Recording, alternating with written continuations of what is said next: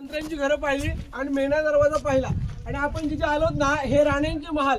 छत्रपती शिवाजी महाराजांना 8 राण्या होत्या. या किल्ल्यावर त्यांच्या 6 राण्या राहायच्या बघा. आपण जिथे उभे ना हा एवढा एका राणीचा एक माल, अशी एकाला एक लागून 6 राण्यांचे 6 माल सगळे सेवेत बघा.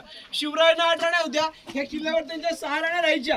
तर तुम्हाला प्रश्न पडला असेल 2 राण्या राहायच्या कुठे. त्यांची पहिली पत्नी सईबाई संभाजी महाराजांच्या आई, ते राजगड किल्ल्यावरती आलं 1659 आणि एक राणी खाली पाचारला जिजाऊंच्या सेवेला. जिजाऊ गडावर राहत नव्हत्या. उतरत्या वयामध्ये ना या किल्ल्यावरचं वातावरण त्यांना मानवत नव्हतं. पण ते पाचारला राहायच्या. त्यांच्या सेवेला पुतळाबाई राणी खाली पाचारला राहायच्या बघा.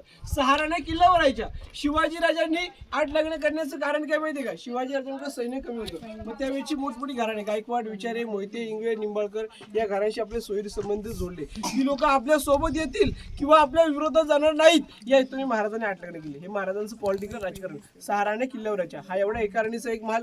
सईबाई, सोयराबाई, काशीबाई, पुतळाबाई, सगुणाबाई, सफरबाई, गुणवंताबाई, लक्ष्मीबाई अशा शिवरायांना 8 राण्या होत्या. तुम्ही सगळा किल्ला फिरायला आलात.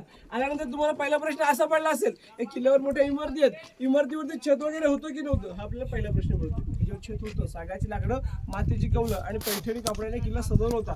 इंग्रजांनी अटॅक केला. कर्नल पोतर, मेजर हॉल या ब्रिटिशांनी गडावर तोफांचा मारा केला 10 मे 1818 हा किल्ला उद्ध्वस्त झाला आणि किल्ला जळायला 11 दिवस लागले. 11 ते 12 दिवसामध्ये किल्ल्याचं वैभव जळून खाक झालं. दुसरा प्रश्न असा पडतो, किल्ला बांधायला लागणारा हा दगड कुठून आणला असेल. आपण रुपयाने आलो. आल्यानंतर 100 पॅटर्न दमचक झाले. रुपये त्यावेळी नव्हता, दगड पाहणे शक्य नव्हतं. मग किल्ल्यावरचा दगड काढला. जिथून दगड काढले ना तिथे खड्डे झाले. खड्ड्यांची तलावात टाके केले आणि दगडांची बांधकामं केली. म्हणजे एका दगडात 2 पक्षी मारले. पिण्यासाठी पाणी झालं, बांधकामासाठी दगड पण निघाला.